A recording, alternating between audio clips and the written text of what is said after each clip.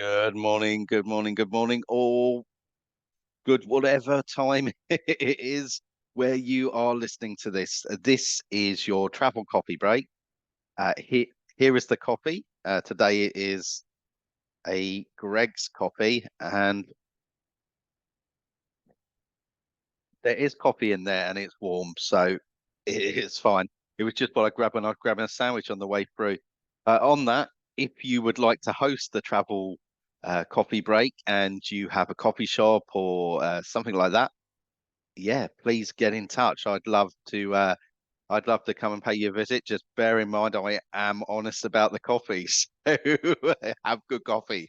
What is the travel coffee break? For those that don't know, the travel coffee break is something I do each day during the weekdays, and it is all about travel, answering your questions normally, and highlighting various different things. My name is Dan Ori. I am an independent travel agent, and I also support travel agents. So let's move on to our topic today. I've been getting a few questions of where would you go and in 2024, or where's going to be the top destinations for 2024, or where's the best prices for 2024. So firstly, let's tackle a few factors. And I'm going to share my screen just to start giving you inspiration straight away.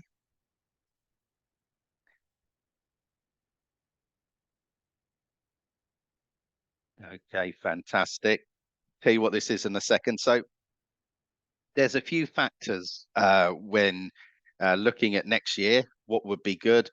Firstly, if you're considering a cruise, book it through a travel agent as soon as you can. Now, we'll make sure you get on the right ship, the right itinerary, the best cabin for you.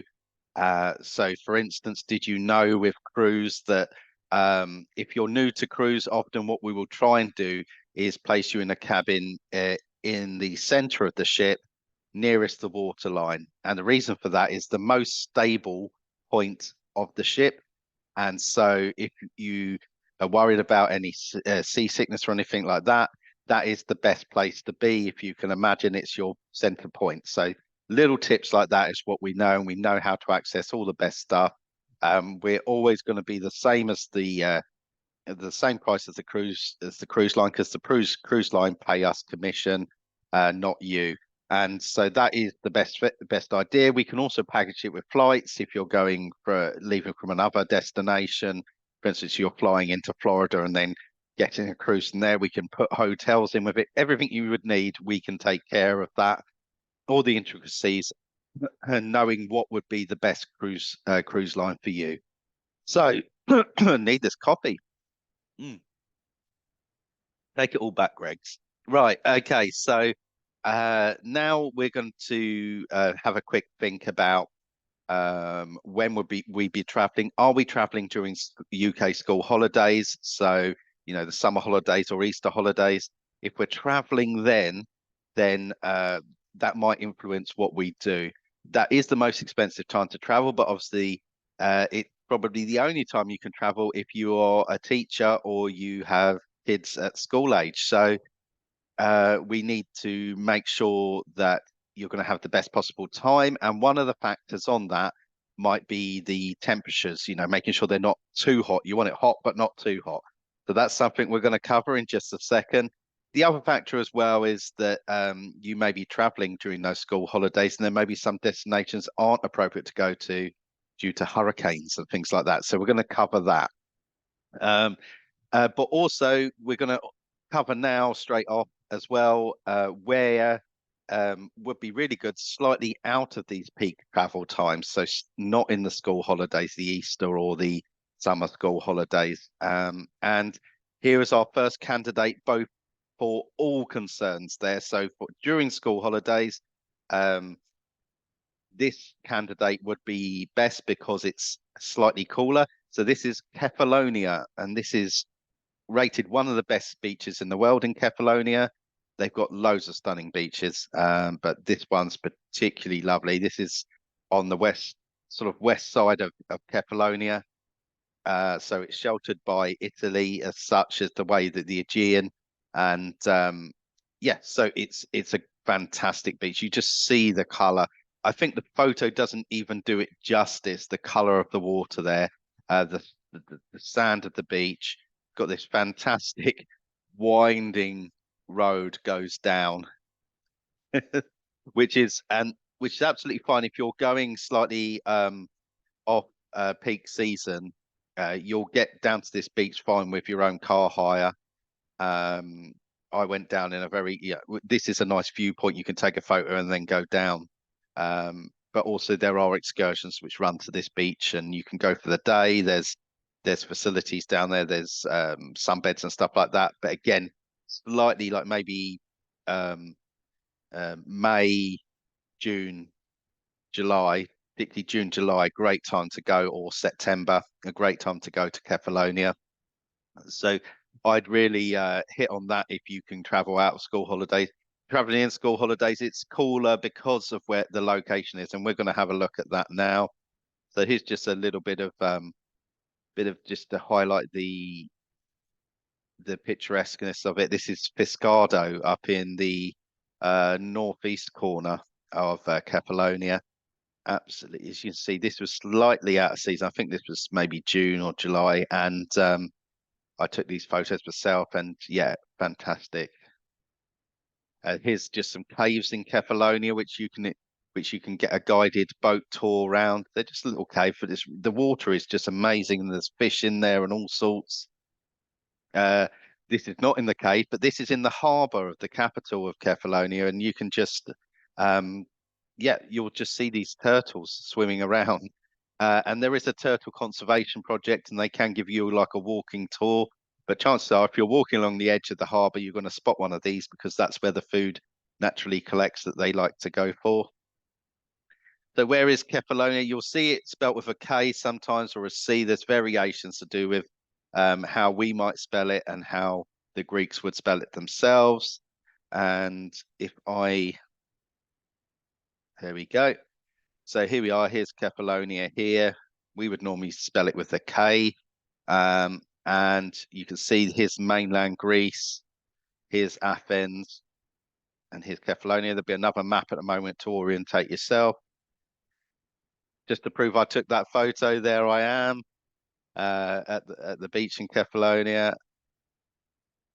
This is Agostol, I believe, and this is a really picturesque area as well. The great thing with Kefalonia is you can hire a car very easy. We can sort out all your car hire for you.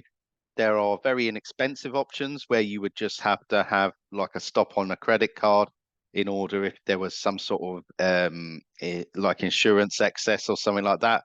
Or we can sort you out a package which has got all your insurance excess already covered and stuff like that. It's like a premium package, and then you don't have to worry about having any of these amounts, being able to pay any excess or anything like that. Everything's covered. It's a really nice way to do car hire. It's how I do it myself, buying from my own shop.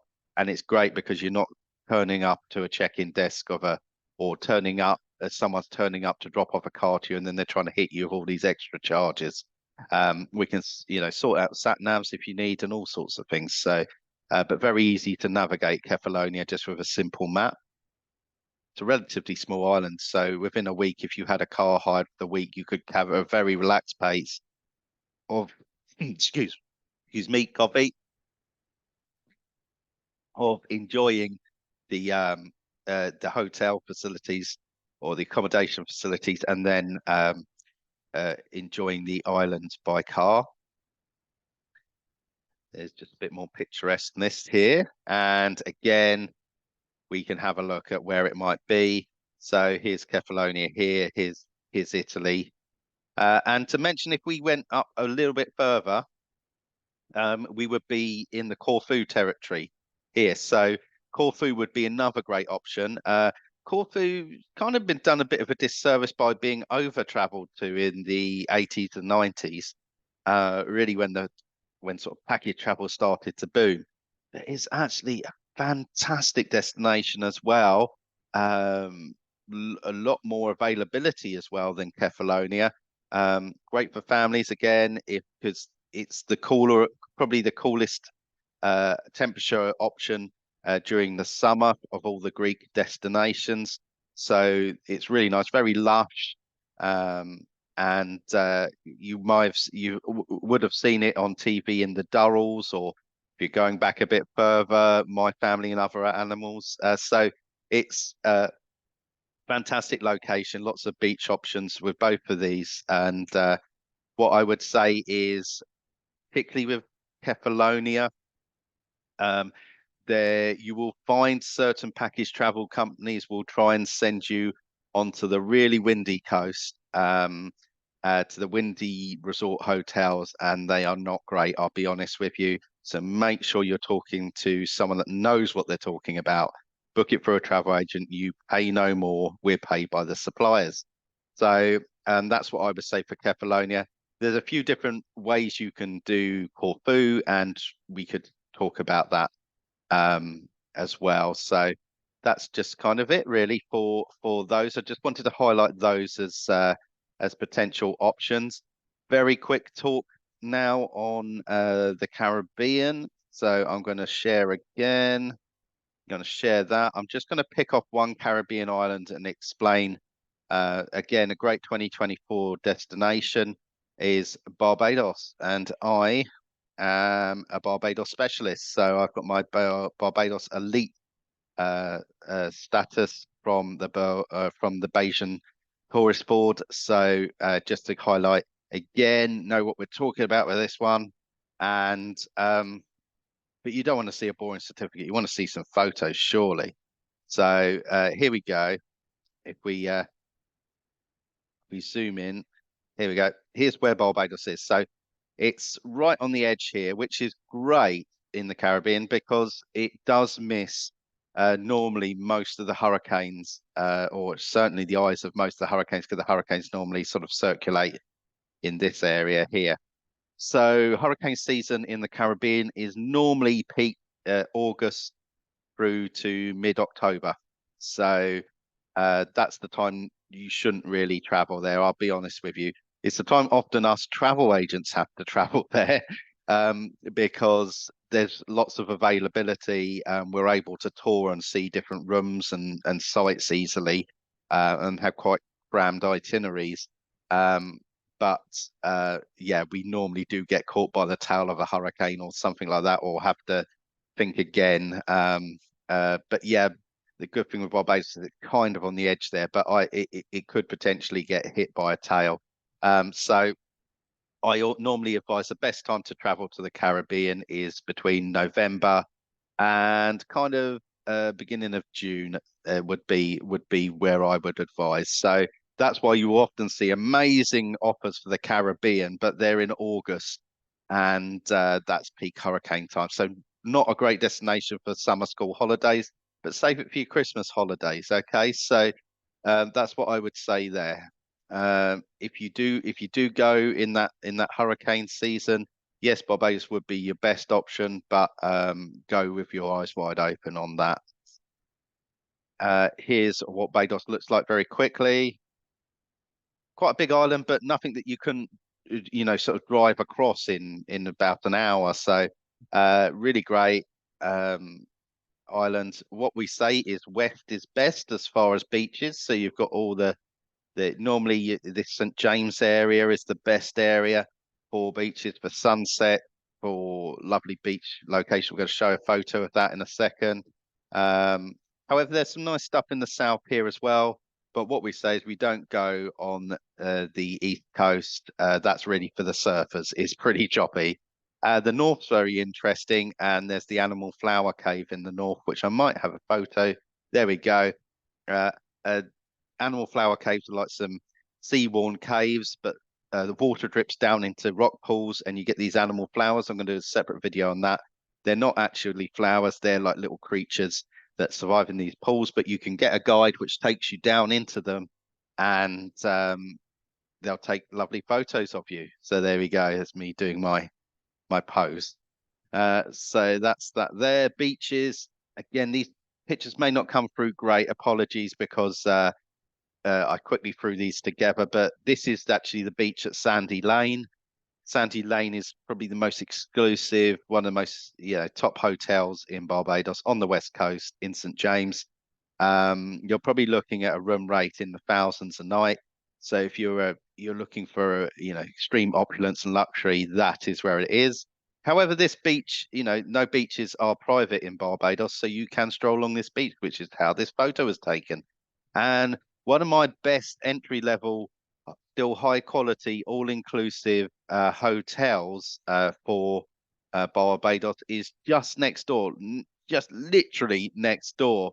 And I've got a good relationship with them, and we could certainly situate you there. The only thing with that one is that it doesn't have a proper beach as such. It has a sand area, but then a small sea wall.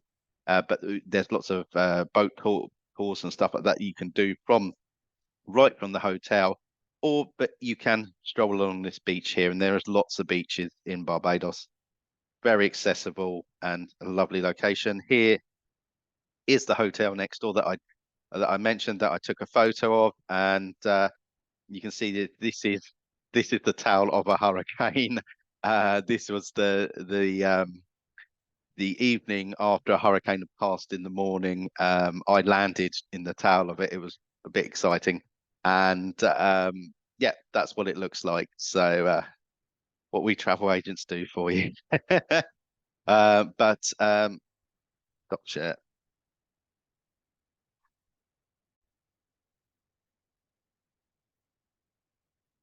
So that was just a very quick highlight during our coffee break of what might be possible. We've highlighted the fact that if you're going to book anything really, book as soon as you can. That is always the best time to book for availability and price, because flight pricing will always go up as availability drops. So, and that's the same for pretty much everything.